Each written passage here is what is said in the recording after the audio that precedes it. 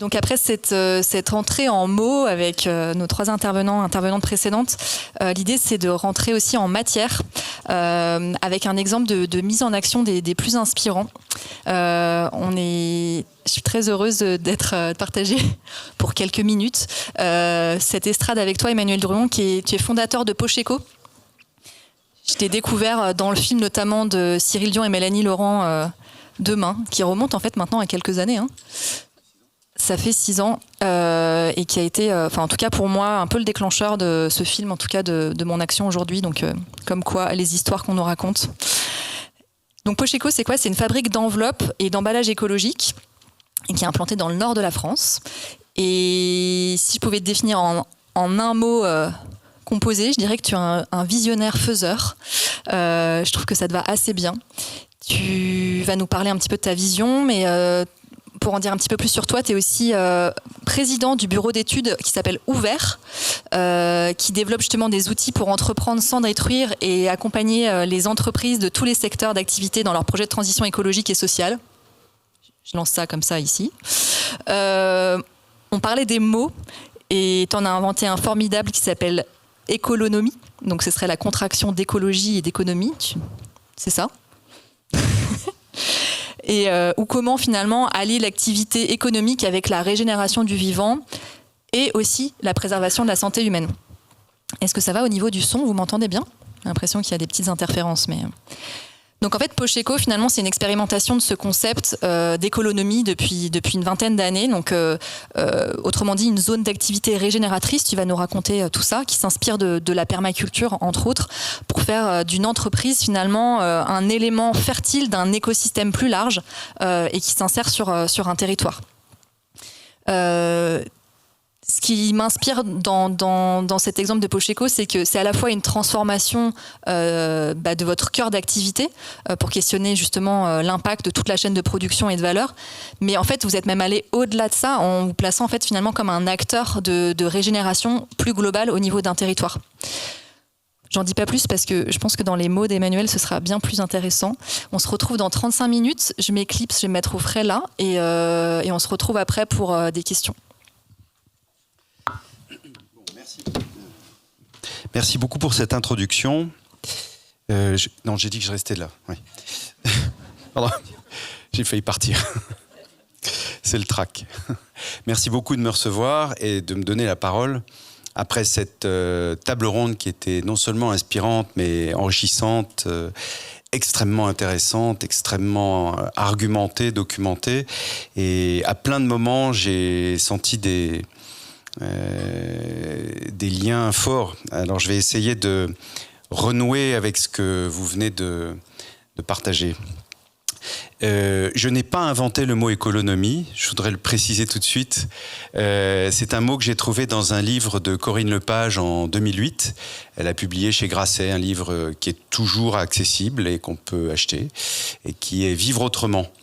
Et donc l'ancienne ministre de l'Environnement, qui est avocate de l'environnement aujourd'hui, propose l'idée que l'économie se mette au service de l'écologie. Et elle cherche des mots, elle propose des options, des néologismes. Et par exemple, comme la racine grecque oikos est la même pour l'économie et l'écologie, elle dit on pourrait proposer économie. Et c'est en lisant ce livre que, en 2008, donc, ça fait à l'époque plus d'une dizaine d'années que je m'occupe de Pocheco et que nous sommes à mettre en œuvre ce que je vais essayer d'illustrer dans les 35 minutes qui me sont imparties avant de répondre à vos éventuelles questions. Et donc, elle a créé ce mot, ou à ma connaissance, en tout cas, elle a créé ce mot, et nous l'utilisons donc en référant toujours à Corinne. Entreprendre sans détruire, c'est la mission qu'on s'est donnée chez Pocheco, produire sans laisser de traces toxiques et renouer avec le vivant. Dans le monde fluctuant dans lequel nous sommes entrés, c'est une inspiration que nous avons eue il y a plus de 25 ans, et il y a des raisons pour que nous ayons fait ce travail. Donc, à la question d'où je vous parle et qui je suis pour prendre le micro devant vous aujourd'hui, je représente l'activité de 85 personnes dans une entreprise du nord de la France qui sont depuis 25 ans confrontées à l'effondrement de leur marché principal. J'ai pris avec moi une enveloppe parce qu'au XXIe siècle, très souvent, les gens ne savent plus ce que c'est. Alors en fait, c'est du papier. Alors celle-ci est un peu particulière puisqu'elle est en peau de zèbre. Et donc on fabrique aujourd'hui encore dans cette usine avec mes collègues près d'1 milliard d'enveloppes par an. Et donc ce produit-là est en effondrement puisqu'il y a 25 ans, on fabriquait, on transportait, la Poste transportait en France 23 milliards de plis. Aujourd'hui, elle transporte plutôt 8 milliards de plis de type enveloppe. Donc on voit bien l'écroulement du marché. Et quand en 97 j'ai pris mes fonctions, parce que je ne suis pas le fondateur de l'entreprise, elle a été fondée en 1928. Non, je ris parce que j'ai pas 100 ans. Merci. Quand je l'ai reprise en 97, il n'y avait pas que cet effondrement-là. Il y avait aussi le fait qu'à chaque fois qu'on utilisait du papier, on pouvait penser qu'on était responsable de la déforestation. On le pense, beaucoup de gens le pensent encore aujourd'hui. Et quelquefois à juste titre. Et puis, l'entreprise elle-même était dans une situation de tension puisqu'il y avait du harcèlement sexuel qui était au moins sur 6 femmes et du harcèlement moral. Et qu'est-ce que j'oublie? Alors quand je souris en disant ça, forcément les gens se demandent si je suis pas un peu psychopathe, mais il y avait, oui pardon, des détournements financiers aussi. Bref.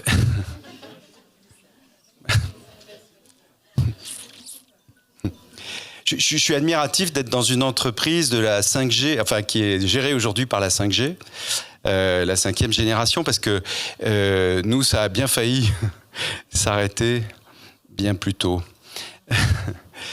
Et donc, face à cet effondrement, une équipe en miettes. Et c'est l'occasion formidable pour tout poser et tout reprendre, en s'appuyant sur le savoir-faire de l'équipe. Et donc, pour commencer, la matière première principale pour fabriquer une enveloppe, c'est le papier. Et on a eu besoin de chercher des sources qui nous paraissent correspondre à l'idée nouvelle qu'on se faisait de l'entreprise. Plutôt, en fait, une idée ancienne qu'on avait de l'entreprise, mais qui avait été dévoyée et qu'il s'agissait de réinventer en se replaçant dans un contexte qui nous permette de produire dans de bonnes conditions. D'entreprendre sans détruire, en avions-nous l'idée à ce moment-là? Pas nécessairement, mais c'est venu assez vite. Et c'est la raison pour laquelle je vais vous parler de notre première source d'inspiration, parce que bien entendu, je n'ai pas inventé le mot économie, mais je n'ai pas non plus inventé la manière de faire de l'économie. Je me suis inspiré de ce que j'ai trouvé. Et donc, comme il faut du papier, j'ai cherché. Et j'ai trouvé assez rapidement une forêt en Finlande dans laquelle les forestiers, c'est un massif qui fait 500 000 hectares, c'est-à-dire pour comparaison la moitié de la surface des Landes de Gascogne en France. Et ce massif de 500 000 hectares, vous savez que la Finlande est couverte par 76% de son territoire par des forêts. Et donc 500 000 hectares de cette forêt qui sont gérés par des forestiers qui ont depuis, à l'époque, depuis un siècle et demi, un savoir-faire d'exploitation de la forêt. Et on voit que ces gens-là travaillent par coupe d'éclaircie et non pas par coupe à blanc. Et que quand ils coupent un arbre qui a poussé pendant 60 ans dans cette zone, ils le coupent pour faire de la charpente ou de la menuiserie, mais pas pour faire du papier. Ce sont les copeaux de découpe de cette foresterie qui vont servir à fabriquer la pâte à papier. Donc, en fait, je découvre que dans cette forêt, la ressource est un déchet d'une autre activité. Vous savez que c'est dans les 10 premières années de sa croissance qu'un arbre emprisonne le plus de CO2 et donc je suis particulièrement heureux de constater que à chaque fois qu'ils coupent un arbre, au bout de 60 ans donc, ils en replantent 4. Et que comme on est par coupe d'éclaircies, on a autour de ces arbres replantés d'autres arbres qui se replantent naturellement, le vent, les oiseaux, les pollens font leur travail, et donc dans le respect de la biodiversité des espèces, pins, sapins, bouleaux, on se trouve avec une forêt vivante et bien entretenue. Les branchages servent à activer l'énergie de l'usine de pâte à papier qui se trouve dans ce massif. Et donc, avec la combustion des branchages, on fait de la vapeur et on va créer de la pâte à papier. Et puis, avec l'eau de la rivière, la Cumie en l'occurrence, on est sur une presqu'île, hein, cette usine est posée sur une presqu'île, au milieu de ce massif forestier. Là, on récupère de l'eau et on va fabriquer la pâte à papier. Et puis, l'usine de papier est mitoyenne et on fabrique le papier avec les mêmes procédures, c'est-à-dire de la vapeur produite par de la biomasse, qui sont les branchages ramassés. Attention, on ne ramasse pas tous les branchages quand on traite la forêt, puisque une partie sont laissées sur le sol pour préserver la complexité des sols forestiers. Et puis, après avoir fabriqué donc de la pâte à papier, on va fabriquer du papier, à peu près selon les mêmes procédures, et de manière complètement qui nous intéresse beaucoup, parce que de fait, il n'y a pas de ressources fossiles, il n'y a pas de polymères issus de la transformation des fossiles. Et par exemple, dans ce papier, puisque cette enveloppe est fabriquée dans ce papier-là, cette enveloppe est fabriquée avec du bois, de l'eau, et du carbonate de calcium, qui est en fait que quand on brûle les branchages pour faire de la chaleur qui produit de la vapeur dans cette usine de pâte à papier, le CO2 est récupéré, il est mélangé à de la soude et ça donne du carbonate de calcium, c'est-à-dire une forme de calcaire qui est blanche et qui donne la couleur à cette enveloppe. Quand la forêt est traitée de cette façon, nos clients qui sont des banques, des compagnies d'assurance, des compagnies de téléphonie mobile, je sais pas moi, la Société Générale achète depuis 70 ans 100 millions d'enveloppes par an chez Pocheco, notre entreprise. Eh bien, avec nos clients, depuis 25 ans que nous procédons en travaillant avec cette fabrique à papier-là, nous avons indirectement contribué avec nos clients et donc avec les gens qui reçoivent ces courriers, qui reçoivent des factures, des relevés de compte, des relevés de situation. Peut-être certaines et certains d'entre vous ici sont-ils concernés. Nous avons contribué à la replantation de 3 564 000 arbres dans ce pays pour avoir contribué à avoir coupé 354 000 arbres. Donc le bilan seul du carbone produit par cette activité est négatif. Et Pocheco, chaque année, est négatif de 56 000 tonnes par an. Et donc, si je donne cet exemple, c'est pour dire que, comme on dit dans le Nord, les idées qu'on a eues pour déployer notre projet, on les a pas sucées de notre pouce. On a été voir ce que d'autres savaient faire.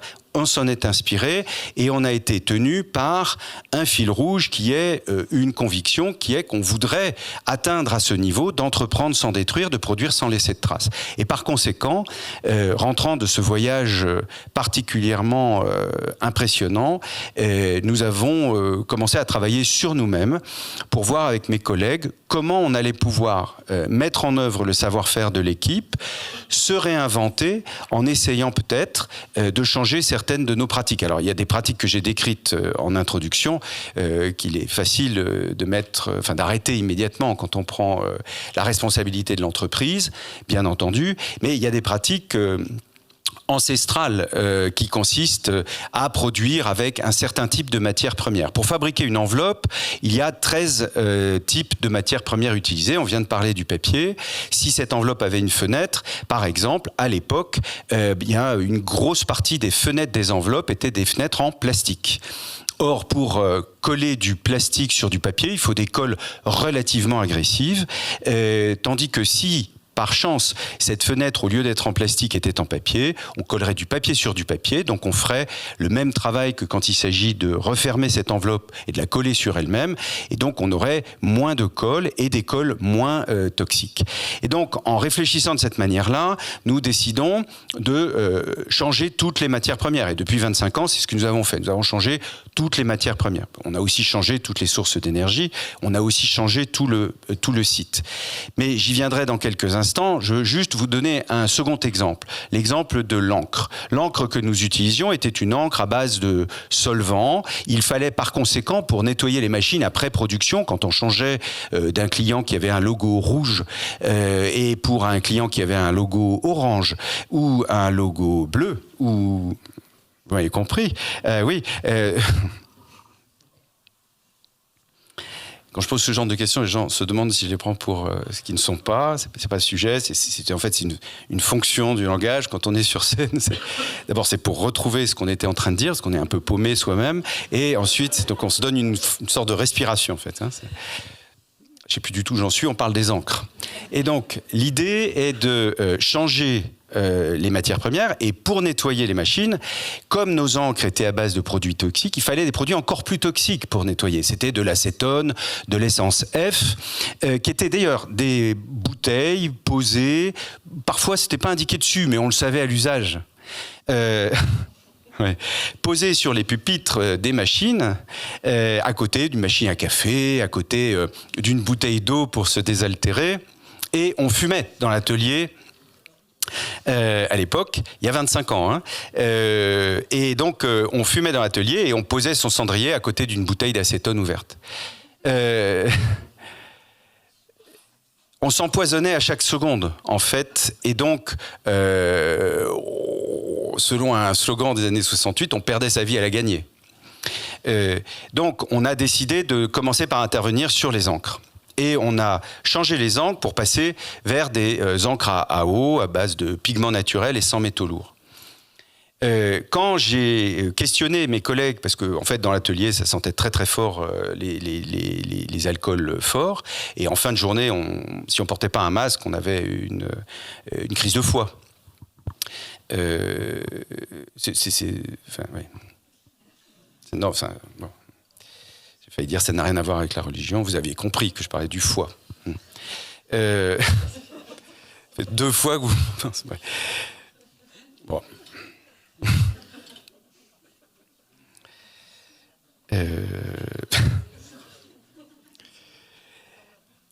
Oui, merci.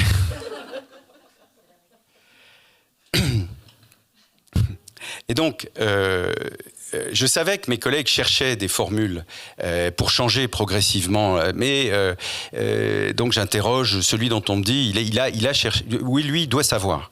Et donc je vais voir ce collègue qui s'appelle Franck, et on se connaissait peu. Moi, j'étais en entreprise depuis 1 an.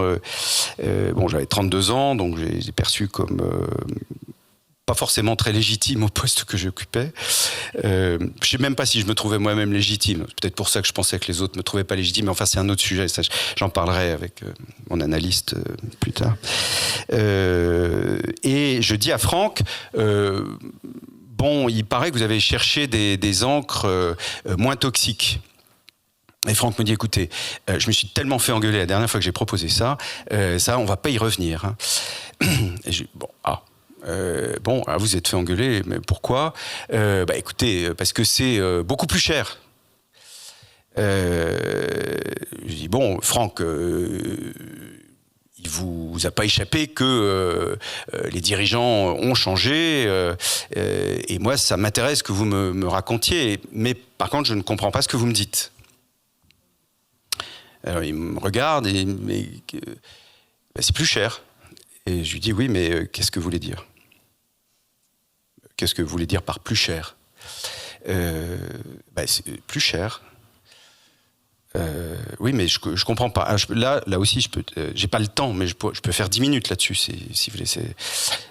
Pour être sûr que le goûter soit plus loin, vous voyez ? Vous aviez qu'à pas me faire venir. Alors, donc, on débat comme ça, et puis, au bout d'un moment, il me dit, bon, je lui dis, plus cher, qu'est-ce que vous voulez dire ? Plus cher, ça va coûter plus d'argent. J'ai dit, ah, d'accord. Mais cette nouvelle formule que vous avez trouvée à base de pigments naturels et d'eau, sur le plan de la santé humaine, Franck, elle est plus ou moins chère ? Et sur le plan du respect du milieu naturel, Franck... le pauvre, pas là pour se défendre, elle est plus ou moins chère.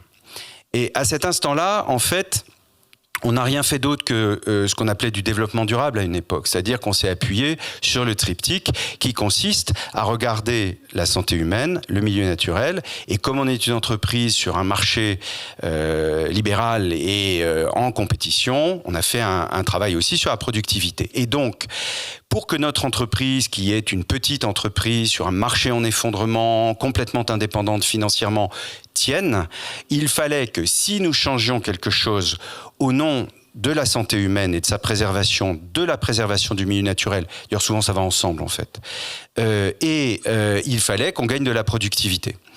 Et c'est exactement ce qui nous est arrivé, mais pas tout de suite. C'est-à-dire que les encres anciennes, là je pense à vous à l'instant que je vous parle, d'abord parce que je vous regarde, et ensuite parce que moi je sais qu'il y a 13 matières premières principales dans une enveloppe, et donc on est parti pour 13 descriptions aussi longues et laborieuses que celles que je suis en train de faire ici. Donc bon courage. Non, c'est pas vrai. En fait, je m'arrête à la colle. C'est juste celle d'après. Après, c'est ouais. Et ça sera plus court pour l'école. C'est un intra-teasing. Vous voyez, c'est un truc pour essayer. Ouais, c'est fait que je me repaume. J'étais où? Les encres. Oui, merci. Mais à quel? Ah oui. D'accord. C'est bien, il y a 3 personnes qui suivent. J'ai bien fait de prendre le taureau par les cornes. C'est difficile. Donc, en fait, on avait trouvé un triptyque intéressant qu'on a appelé l'économie. Avec le mot. Il est plus économique de travailler de façon écologique. Les anciennes formules d'encre arrivaient dans des pots de 20 litres qui étaient en ton direct. Donc si on avait un rouge, je sais pas combien, eh bien on achetait du rouge, je sais pas combien. Et puis on en mettait dans la machine, on lançait la production, puis il en restait. Alors il fallait nettoyer et jeter. Alors il y avait des camions qui partaient dans une cimenterie avec nos eaux usées tous les mois et pour se débarrasser des déchets. Avec la nouvelle formule plus chère financièrement, mais à base de produits non toxiques pour la santé humaine ou pour le milieu naturel, on a là acheté des fûts de 200 litres en couleur primaire et on a acheté une petite machine pour faire nos mélanges nous-mêmes. Et donc, au litre, la nouvelle formule était en effet plus onéreuse sur le plan financier, mais à force de faire ces mélanges-là nous-mêmes, on récupérait en fin de production les déchets qu'on réutilisait puisqu'ils étaient à base d'eau et de pigments naturels et sans métaux lourds. On pouvait aussi nettoyer les machines avec de l'eau et du savon de Marseille. Alors assez rapidement, on a compris qu'en fait, ça nous permettait de gagner de la productivité. Et donc, réduire la toxicité des produits permet de gagner de la productivité, ce qui peut sembler contre-intuitif. Alors, je saute une étape de 25 ans. Vous avez évoqué tout à l'heure qu'on a créé avec Elodie et Kevin et une équipe un bureau d'études pour accompagner des entreprises, et on en accompagne 450 à ce jour dans le monde entier. C'est donc que cette technique, cette manière de travailler, nous avons pu la mettre en œuvre ailleurs que chez un fabricant d'enveloppes qui est voué à disparaître. Sauf s'il se diversifie et qu'il s'en sort quand même. Les cols sont à base d'eau et de pigments naturels maintenant. Quand on a été, donc on a changé toutes les matières premières. Donc on pensait que c'était impossible. On a des habitudes, on sait faire les choses d'une certaine façon. Et par conséquent, quand on change nos habitudes, c'est extraordinairement compliqué. Sauf si le résultat de ces efforts collectifs produit en fait un effet favorable. C'est-à-dire que si c'est moins difficile, moins toxique, parce que derrière, avec des formules à base d'eau, on s'empoisonne plus, donc on porte plus de gants, on porte plus de masques. Et donc, si on a un intérêt à le faire, alors ce sera plus facile de changer. Donc, il s'agit, dans les entreprises, avec les équipes qu'on mobilise, d'aller chercher comment on pourrait aller chercher la chose la plus facile à changer pour commencer. Ce qui va nous donner, en fait, un effet le plus satisfaisant et du plaisir le plus vite possible. Et donc, par ce moyen-là, on amène un changement régulier, efficace, et puis on prend des habitudes de changer. On a eu des résultats une première fois, par exemple, je pense au corridor de biodiversité qu'on a évoqué tout à l'heure, à propos de perméabilisation et désimperméabilisation des sols, par exemple. Oui.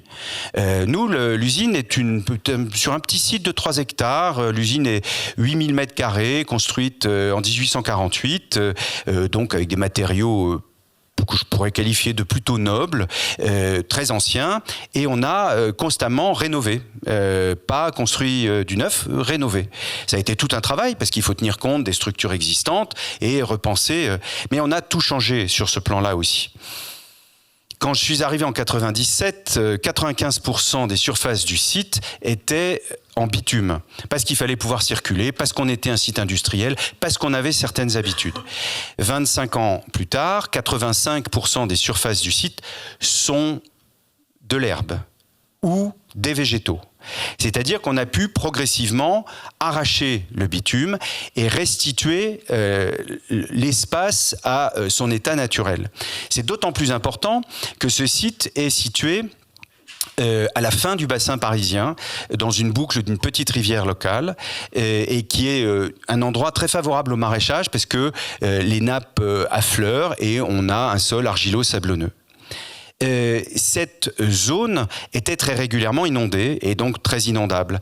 Et depuis que nous avons restitué les surfaces en les désimperméabilisant, nous avons rendu à la terre sa fonction de peau qui consiste à transpirer et puis absorber et transpirer, absorber. Il y a 300 kilos de vers de terre par mètre carré maintenant sur le site de Pocheco, et les écologues relèvent au dernier relevé, je crois, 175 espèces de plantes qui se sont plantées là, presque toutes seules, on les a un peu aidées, mais presque toutes seules, 95 espèces d'insectes répertoriées au dernier relevé, il y avait un relevé à 38 espèces d'oiseaux, mais qui est passé la semaine dernière à 48 espèces d'oiseaux, dont des troglodytes mignons, vous les connaissez, ouais. C'est vraiment, ils portent bien leur nom, quoi. C'est même tout petit. Je sais pas, mignon, le troglodyte.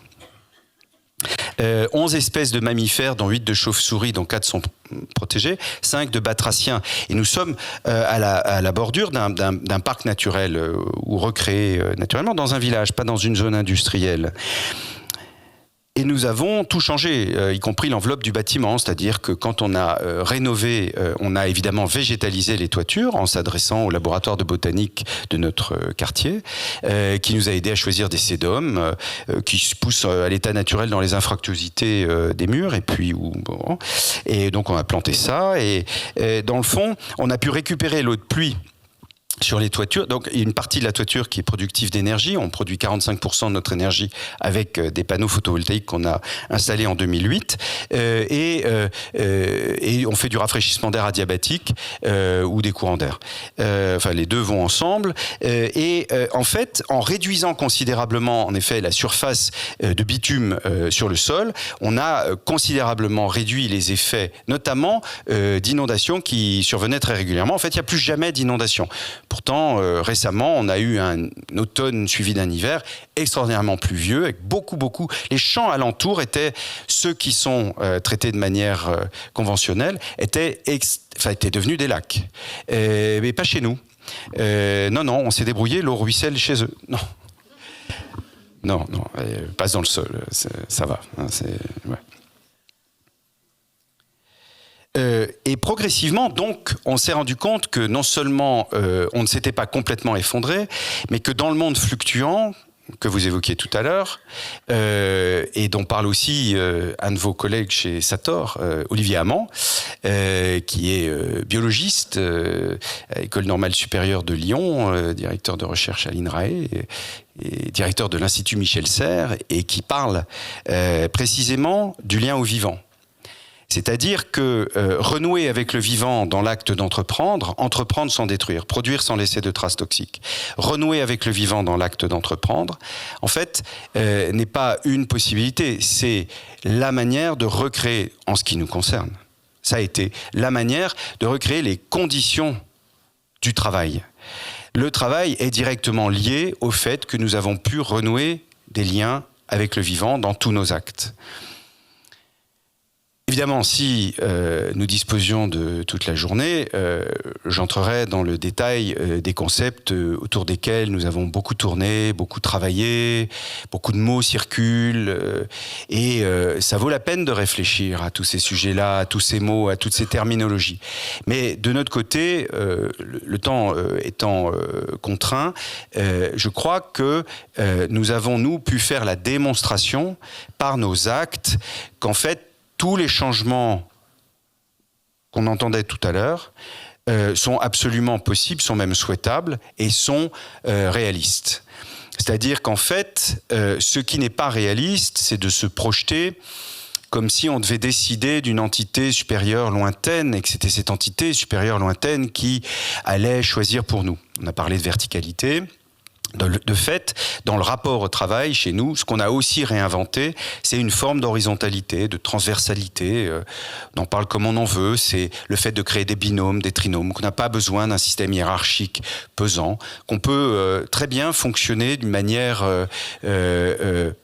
de coopération plutôt que de collaboration. Très souvent, dans les conférences, on m'interroge sur et alors, comment vos collaborateurs ont-ils réagi? Et je commence toujours, ça je vous épargne ça pour tout à l'heure au moment des questions, comment vos collaborateurs ont-ils réagi à vos propositions? Je n'ai pas de collaborateurs. Parce que moi, je suis né 20 ans après la fin de la Deuxième Guerre mondiale, et donc la notion de collaboration est une notion qui m'est particulièrement désagréable. Maintenant, si j'arrête de faire le malin et que je vous dis juste que c'est lié avec cette notion d'intérêt. C'est comme si entreprendre était toujours lié à un intérêt, et que cet intérêt serait systématiquement financier. De fait, on peut penser son rapport au travail différemment. C'est un peu ce que nous avons choisi de faire chez nous, et c'est ce qui nous a permis de déployer en fait ces techniques qu'on a mise en œuvre et qui fonctionne. La démonstration, ce démonstrateur, Pocheco est devenu une forme de démonstrateur. J'utilise le terme à dessein, démonstrateur, pas un exemple, pas un modèle, parce que je ne suis pas du tout sûr qu'on puisse se poser ni en modèle ni en exemple, à l'heure de l'urgence sur tous les plans. Je crois qu'il faut plus d'humilité et peut-être se construire sur l'idée de faire la démonstration de ce que l'on raconte. Essayer de montrer, de dire ce qu'on fait, de faire ce qu'on dit et d'y aller étape par étape. Parce que, donc, c'est pas une entité supérieure qui a décidé ça, c'est nous, c'est les collègues et moi. On a décidé de travailler comme ça parce que ça simplifiait notre tâche. Et l'usine est devenue, en 25 ans, pas en une minute, est devenue zéro déchet. Ça ne veut pas dire qu'on ne produit pas de déchets, mais ça veut dire que nos matières premières, on est trop pauvre pour s'acheter de la mauvaise qualité. Donc on a été chercher les meilleures matières premières possibles. J'ai parlé du papier.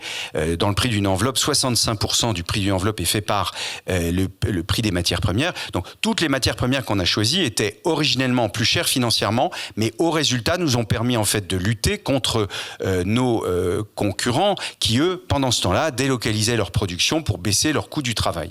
Nous, on est restés sur place parce que le savoir-faire était à Forêt-sur-Marque, à cet endroit-là particulièrement, et on a travaillé sur nous-mêmes à changer tous les paramètres de production, le bâtiment qui a été rénové progressivement, l'ensemble. Et donc, j'en reviens à ce que le bureau d'études fait quand il s'agit de démarrer une démarche de transition avec une équipe, eh bien, des corridors de biodiversité. En fait, il y a 237 000 sites industriels en France, comme vous le savez peut-être. Et si ces 237 000 sites industriels engagent cette démarche, ce que demandent les citoyens dans les entreprises, 10, 15, vous évoquiez tout à l'heure le film de Cyril et Mélanie, 2015 en fait. J'ai dit une bêtise, j'ai dit 6 ans, c'est un peu plus vieux que ça. Je n'ai pas compté, donc c'est plus. Presque 10 ans, 9 ans, merci. Parce que je suis complètement incompétent qu'on m'a mis à ce poste. Ça vous... ouais. Bon, c'est fini. Non, il y a des questions. Cyril, Mélanie, corridor. Ben voilà. Merci beaucoup.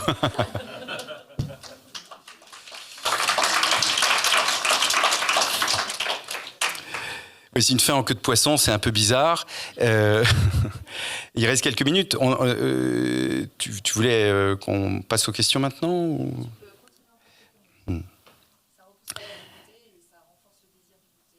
Ouais, et pardon, j'arrête pas de bouger pour les caméras, excusez-moi, parce que je déteste être filmé, donc merci.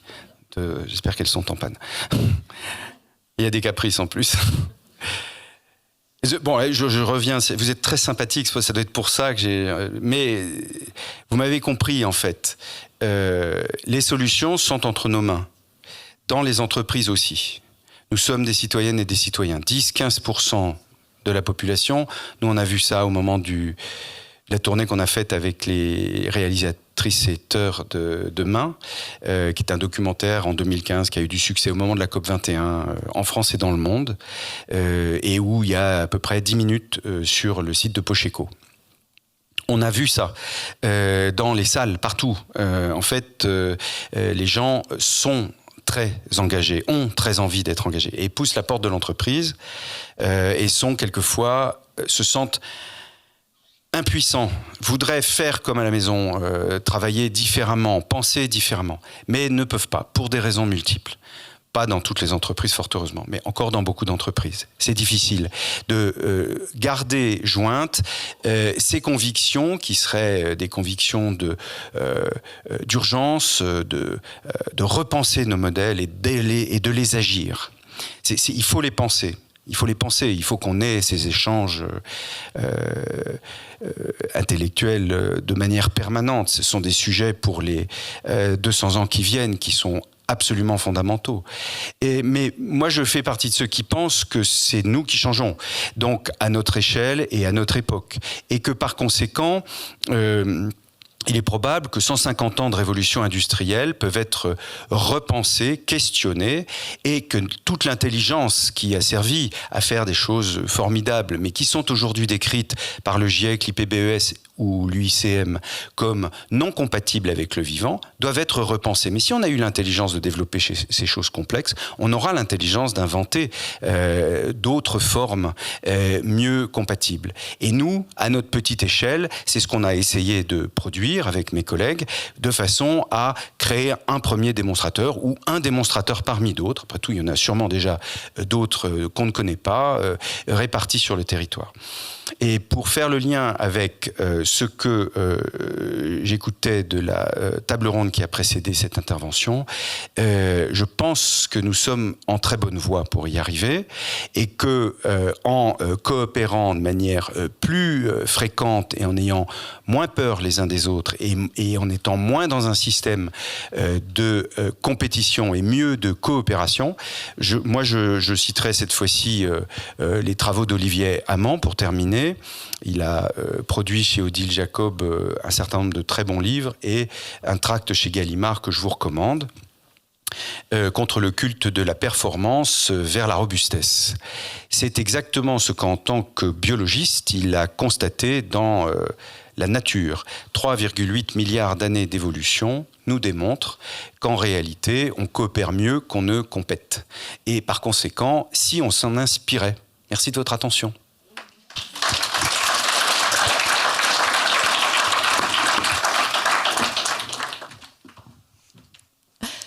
Merci beaucoup, Emmanuel. Moi, j'aime bien être debout aussi. Ça vous va si on reste debout pour les questions? Comme ça, c'est plus dynamique. Merci, c'était hyper inspirant. J'ai envie de dire des mots que tu n'as pas dit, mais qui résonnaient fort dans ma tête pendant ta présentation. C'était le mot d'utopie concrète. Tu as parlé d'intérêt, moi j'entendais le mot désir. Désir de faire ce qui fait qu'on est des êtres humains, en fait. C'est ça qui aussi est le désir de rêver aussi. Et ça, je pense que c'est un moteur de l'action qui est assez fort, en plus des histoires qu'on se raconte. Et j'aime bien aussi cette histoire de ne pas seulement repenser justement nos modèles, mais les agir. Et je crois que c'est un bel exemple d'action, en fait, de mise en action et en même temps de traduction d'une pensée et d'héritage de pensée aussi. Voilà, donc en fait je pense qu'on retrouve aussi, il y a tout ce fil directeur, tout ce qu'on s'est dit et tout ce qui résonne en fait dans les interventions précédentes. On peut s'asseoir si tu veux, mais là l'idée c'est aussi de laisser la place aux questions de la salle et peut-être du live aussi. Je voulais dire un truc mais j'ai oublié. Oui, moi j'en ai une première C'est parce que tu as terminé sur cette question de l'entraide. Et en fait, elle était là en toile de fond, en fait, cette image, pendant toute la présentation. Et j'aimerais bien que tu nous dises un petit peu plus comment, en fait, cette question de l'entraide, elle s'incarne, en fait, au niveau du site industriel de Pocheco et tous les liens, en fait, que vous faites, en fait, avec le territoire, avec ses habitants, mais aussi tous les autres vivants qui sont là. Tu en as un peu parlé avec les animaux, mais... Oui, j'ai fait une liste pas exhaustive et sans citer de nom des espèces qui sont des non-humains représentés sur le site. Mais ce qui est surprenant, c'est qu'une partie du site a brûlé en 2011 et on a reconstruit, mais moins. On a pris moins de terrain et on a modifié le mode constructif pour la reconstruction. Et c'est comme ça qu'en fait, on a pu progressivement en fait gagner du terrain sur la perméabilité des sols, par exemple. Le bâtiment de stockage qu'on aperçoit ici est aujourd'hui couvert d'un bardage de bois, où on a choisi de mettre de manière aléatoire les planches de mélèze alors du mélèze parce que pas besoin de le traiter pour qu'il soit résistant à l'eau, aux intempéries, aux attaques de bêtes, et du massif central, du mélèze du massif central. Et on a de manière aléatoire, on a créé des sur la tranche ou sur le plat des tailles différentes. J'ai demandé ça aux constructeurs, aux menuisiers qui ont fait le bardage, et parce qu'on avait l'intuition que c'est ce qui ressemblerait le plus à l'écorce des gros pins. Quand c'est très...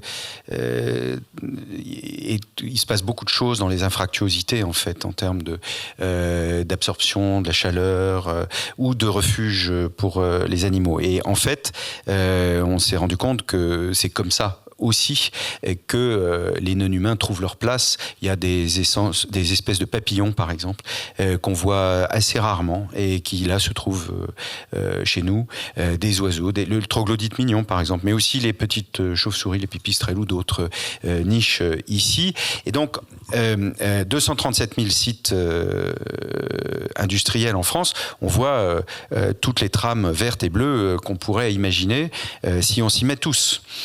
Sur la coopération, peut-être parler de circularité en disant la coopération, c'est une affaire entre mes collègues et moi. Donc oui, pour faire de l'économie, il y a un travail peut-être dans le rapport entre une compréhension holistique et le terrain. Dans le fond, on voit, et ça nous touche, des réfugiés qui se noient dans la Méditerranée en cherchant un meilleur terrain pour vivre. Nous, on travaille avec des réfugiés. Oui. Et si toutes les entreprises font pareil, il n'y a pas de problème, en fait. On peut tout à fait les recevoir, les accueillir, partager. Et dans la circularité, localement, il nous est arrivé, par exemple, de se questionner. Il y a une quinzaine d'années, l'atelier était encore chauffé par 4 chaudières au gaz. Et j'ai un jour, j'ai dû voir une information, je sais pas. Et j'ai été voir mes collègues, j'ai dit, est-ce qu'on est content d'être chauffé par le gaz qui provient de 2 grandes démocraties que sont l'Algérie ou la Fédération de Russie? Bien sûr. Non, mais c'est ça la mondialisation. C'est qu'on ne sait plus, on ne sait pas. On n'a pas besoin de regarder, on n'a pas besoin de savoir, on n'a pas besoin de se questionner. Ça arrive par des tuyaux, donc c'est bon. Alors donc nous on s'est dit c'est pas possible. Donc on a coupé le gaz. On a parlé avec Paprec qui venait chercher nos papiers triés parce que c'est de la bonne qualité, donc on en refait du carton. Donc il venait chercher dans des grandes merci beaucoup. Dans des grandes bennes, ils viennent chercher nos papiers qu'on a triés préalablement. Ils les emmènent à 4 km pour en faire du carton qui va servir à faire des barquettes qui nous permettent ensuite de stocker nos enveloppes, de les expédier chez nos clients. Puis comme c'est des barquettes réutilisables, elles reviennent cette fois, puis ensuite on les recycle chez le cartonnier qui les réutilise. Et comme il ne fallait pas qu'il arrive avec une benne vide, puisqu'il repart avec une benne pleine de papier à recycler, mais il ne fallait pas qu'il arrive avec une benne vide, il est arrivé avec des pelets de palettes écrasées chez Emmaüs à 10 km. Il va les chercher, il les récupère, il nous les amène, et donc on a mis des chaudières biomasse. Mais aussi, on a baissé la consommation en réduisant, en améliorant l'isolation, en réduisant les sources de déperdition et en réutilisant, réduisant la consommation, mais aussi en réutilisant la chaleur produite par des pompes. Mais ça serait très long et ça me replongerait dans une trop longue intervention. C'est pour dire, donc, pour répondre sur la coopération, la coopération se construit avec le temps. La confiance qui revient, les fenêtres de l'usine sont, au fur et à mesure qu'on la rénove, sont ouvertes pour créer la capacité d'avoir des perspectives de fuite du regard et qu'on ne soit pas toujours fermé et enfermé. Donc on voit le jour, on voit donc le vivant aussi entre dans nos vies, on n'est plus hors sol. Et je pense que l'industrie du XXIe siècle est une industrie qui doit se réinventer pour arrêter d'être hors sol et renouer avec le vivant. Intéressant cette idée d'ouvrir les frettes pour avoir des perspectives pour le regard.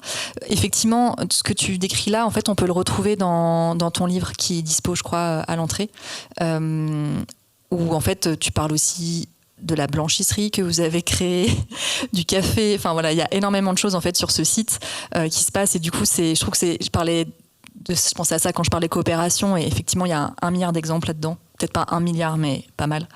Donc, je vous le recommande. Les questions, oui. Est-ce que vous avez des questions ? Il y en a une là-bas, Khadija. Bonjour. Merci pour votre intervention. Vous avez commencé à répondre à la question de la coopération et comment vous avez commencé à la vivre au sein de votre mutation. C'est bien d'une mutation que vous parlez aujourd'hui, dont vous parlez. On sait aujourd'hui que dans notre société, en tout cas nos sociétés de privilégiés intellectuellement, on sait qu'on ne peut plus projeter des modèles économiques sans coopérer, sans travailler. Donc on ne peut plus développer nos activités économiques individuellement. La question de la coopération se pose dans le livre d'Emmanuel Delannoy, Perma Économie. Il dit que plus on est dans l'entre-soi, plus on favorise la concurrence et plus on intègre de la diversité et plus on favorise la coopération. Donc je disais en ça que vous commenciez peut-être à répondre à la question avec l'inclusion des réfugiés, des exilés aujourd'hui avec lesquels vous travaillez. Est-ce que c'est quelque chose que vous avez constaté et si oui, dans quelle proportion aujourd'hui ? Alors, oui, partiellement oui à la question que vous me posez. Ma réponse est, merci Yoda, la réponse à votre question est partiellement oui.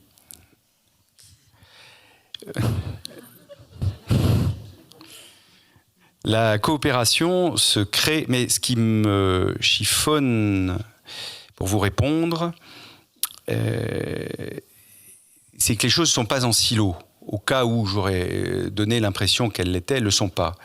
Et les choses sont progressives. Et donc, parmi les critères qui permettent à ce système de se déployer, il y a que nous avons eu du temps.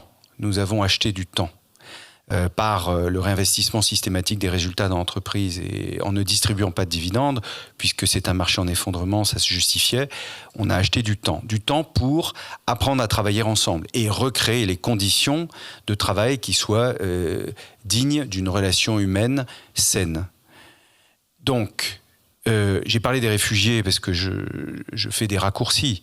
En fait, ce village est situé dans l'agglomération de l'île Roubaix-Tourcoing. Donc vous trouvez plus de 80 nationalités autour de vous. Et le fait de faire entrer 80 nationalités, alors on n'a pas 80 nationalités dans l'équipe, mais le fait de permettre à 80 nationalités d'entrer, et on a, j'ai pas fait le compte pour être très franc, mais des gens qui sont d'à peu près partout, et aussi de tout type de culture industrielle, mais avec la diversification, pour développer notre adaptabilité au monde fluctuant, Et il s'agit de diversifier l'activité. C'était aussi un des problèmes de Pocheco. Donc, pour répondre à votre question, je ne peux pas y répondre en un bloc. Il n'y a pas des règles pour faire de la coopération. Ce n'est pas la question que vous me posez, ce n'est pas la manière dont vous me la posez, c'est moi qui caricature. C'est que, en fait, c'est un travail qui va beaucoup valoriser la complexité des relations. Ce qui pourra peut-être ressortir, c'est l'intégrité de la démarche. C'est-à-dire qu'il y a certainement une volonté affichée, claire, qui doit être et dite. Pour pouvoir développer un démonstrateur de coopération, faut-il dire ce que l'on fait et faire ce que l'on dit ? Ma réponse est très insatisfaisante, j'en ai une certaine conscience. C'est pas, je lis pas sur les visages, mais je pense que je vous ai peut-être mal répondu. Et donc, il y a mon adresse à la fin du livre. Et donc, vous m'écrivez une lettre pour m'engueuler, me redonner la question, et je vous y répondrai attentivement et par lettre, évidemment. Peut-être si tu veux la repréciser ? Non ? C'est...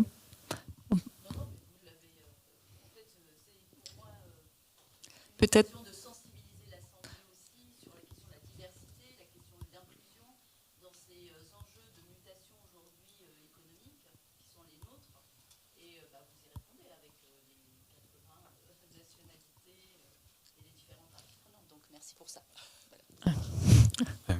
Merci à vous de votre bienveillance. Une autre question juste derrière, oui. Vous avez beaucoup parlé de coopération.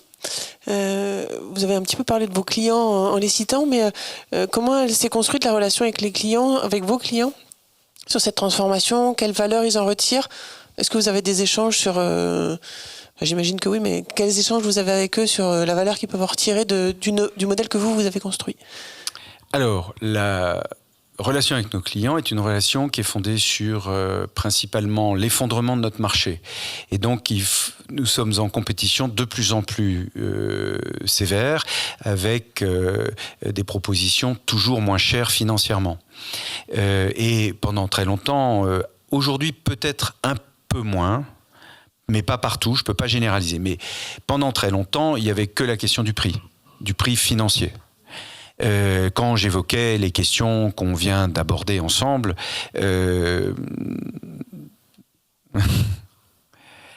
et ça change. Alors, ça change de différentes strates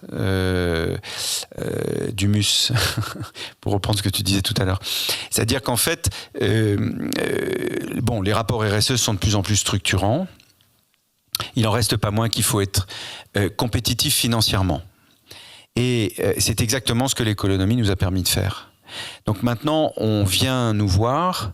D'ailleurs, je ne sais pas si vous aurez l'occasion, mais si vous descendez dans le Nord, à l'occasion d'un voyage collectif, et que vous vous perdez, parce qu'il y a de la brume chez nous. Oui. Vous êtes les bienvenus chez Pocheco. Il y a une salle pour vous recevoir. On vous accueillera. On s'occupera bien de vous. On va vous réfugier et des gens répondront à vos questions quand vous leur posez une question intelligente. Ils vont répondre. J'ai des collègues qui savent répondre aux questions qu'on leur pose et qui sont formidables et pas avec moi aujourd'hui.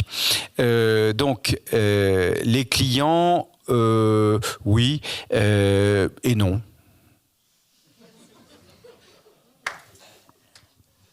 C'est la raison pour laquelle il faut que ce soit plus compétitif financièrement, et ça tombe bien, parce que quand on est moins toxique, on est aussi plus compétitif financièrement, c'est ce qu'on essaie de démontrer. Une autre question, une précision à Maître Yoda. Et juste, exactement, par rapport à votre comptabilité, est-ce que vous avez mis en place un système de comptabilité triple capital ou quelque chose dans les mêmes perspectives? Oui, quelque chose de ce genre-là. Avec le contrôle de gestion, je leur ai dit que je souhaitais que l'entreprise soit représentée par... C'est pour ça que je vous ai fait la liste tout à l'heure, parce que je ne résiste pas au plaisir de vous dire que même après un incendie, la reconstruction d'une entreprise, en fonction des choix qu'on produit, peut accueillir de manière assez rapide. On a vu changer le site en 2-3 ans après le feu. Accueillir les espèces dont je parlais tout à l'heure. Oui, nous en tenons compte. La mission de Pocheco, c'est d'entreprendre sans détruire et de renouer avec le vivant, produire sans laisser de traces toxiques. Mais de fait, ça se fait en mobilisant toute l'équipe. Il peut pas y avoir on a une équipe de permaculteurs, on a aussi créé une association, enfin je pourrais continuer pendant 2 heures à vous montrer. Mais en fait, ce qui compte, c'est que tous mes collègues viennent au contact. Par exemple, quand on fait des réunions comme ça, qu'on fait intervenir des gens sur scène, comme à l'occasion de régulièrement, à peu près tous les 2 mois, mes collègues viennent maintenant, et pas au début. Au début, ils n'osaient pas. Et maintenant, tout le monde vient. Et donc, on travaille. En fait, on se réapproprie la possibilité d'être vivant en renouant avec le vivant non humain. Encore une autre question. Merci beaucoup, Emmanuel. Je suis tout au fond. On a parlé rapidement du produit, des produits que vous produisez, mais notamment le produit phare qui est l'enveloppe, et notamment du fait que c'est un produit en effondrement. Moi, je trouve que c'est assez emblématique aussi de la vitesse de notre monde et des modes de communication qui changent. Et quelque part, j'ai l'impression que, en fait, votre marché de concurrence, c'est presque plus l'email, et c'est peut-être Google Mail votre principal concurrent. Et donc, du coup, je suis intéressée de savoir comment est-ce que vous travaillez à l'imaginaire autour de la lettre, du courrier, de comment est-ce qu'on peut réinventer cette communication du temps long. Et notamment, je suis assez inspirée par ce que font en ce moment les marques d'alternatives alimentaires végétales contre les lobbies de la viande. Et notamment, je ne sais pas si vous avez vu cette semaine qu'ils ont fait une campagne de pub croisée avec les 4 plus grandes marques de simili-carnet qui communiquent ensemble contre le lobby de la viande. Et je trouve que c'est un message fort parce qu'en fait, on montre que dans une filière, quand on est mis à rude épreuve, c'est pas avec ses concurrents directs du même marché qu'on est finalement le plus en concurrence, mais c'est avec ceux qui promeuvent un autre style de vie et un autre monde. Donc, je serais intéressée de savoir aussi comment, avec vos salariés, avec les collègues, avec les autres acteurs de la filière, vous travaillez sur cette valorisation du courrier. Alors, je fais une réponse qui est à ma manière. Et donc, je reprends un contexte que je n'ai pas précisé tout à l'heure. Je veux vous dire que, premièrement, quand on a découvert qu'on était en effondrement à cause du numérique, on s'est posé la question de savoir comment on peut savoir quel poids pèse un courrier par rapport à un courriel. Il n'existait pas d'analyse du cycle de vie comparé. Il n'en existait pas. Donc on s'est adressé par l'intermédiation d'un cabinet à des gens, à Françoise Berthoud, au CNRS de Grenoble, qui, avec son équipe, en 18 mois, a produit une étude d'analyse du cycle de vie comparé qui aujourd'hui est référencée chez EcoInvent à l'ONU à New York, donc qui a passé tout le consensus scientifique. Et j'avais dit à l'époque à mes collègues, si on s'aperçoit que la fabrication d'une enveloppe est plus polluante, comme on l'a souvent lu ou qu'on l'a souvent compris, qu'un courriel, alors je nous donnerai 5 ans pour nous reconvertir dans d'autres activités. Cette enveloppe, compte non tenu de ce que j'ai raconté au début de mon intervention sur la forêt, cette enveloppe fabriquée chez Pocheco selon les procédures que j'ai tenté de décrire tout à l'heure, pèse 3,6 grammes de CO2 quand elle est vide.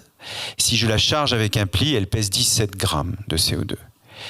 L'ADEME nous dit qu'un courriel vide pèse 9 grammes de CO2 et si on le charge, 35 grammes de CO2. Donc, cette enveloppe est plus ou moins 3 fois moins toxique du point de vue du CO2 que le courriel. Donc on a là été vérifié de manière scientifique. C'est là que je voulais en venir. C'est que avant de prendre quelque décision que ce soit, quelle que soit l'échelle de la décision que l'on prenne, nous avons choisi que les synthèses des rapports du GIEC et de l'IPBES devenaient nécessairement notre feuille de route. C'est même la base avec laquelle on a décidé de créer le bureau d'études. C'est-à-dire qu'en fait, il ne faut pas confondre, je plagie donc mal le propos d'Olivier dans une conférence récente, Olivier Amand, il ne faut pas confondre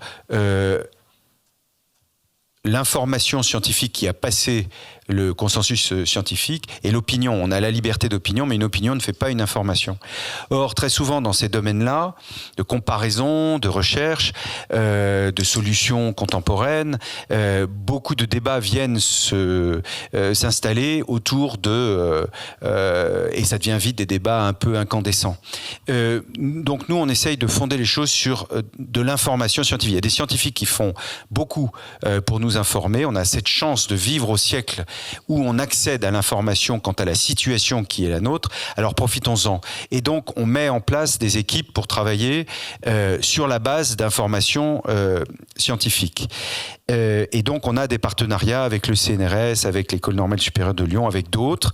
Et c'est ma réponse à votre question, c'est-à-dire qu'il s'agit aujourd'hui de démultiplier à l'échelle des sites démonstrateurs d'économie.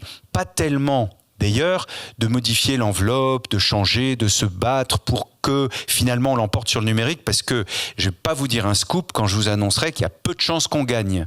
Par contre, et que donc c'est pas un métier d'avenir.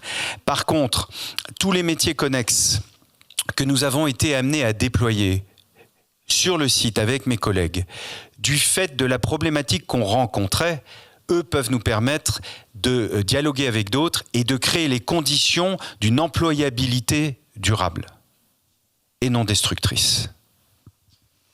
Merci beaucoup. J'ai envie de conclure avec ces mots très poétiques de l'épilogue d'Économie. Comment nous contacter ? Si vous le souhaitez, vous pouvez nous écrire une belle lettre sur papier, dans une belle enveloppe en papier. Pocheco, 13 rue des Roloirs, 59 150 Forêt-sur-Marque. Vous pouvez aussi nous téléphoner au +33 320 61 90 90. Vous pouvez visiter notre site virtuel, mais pensez à éteindre, à débrancher vos appareils après utilisation, www.pocheco.com.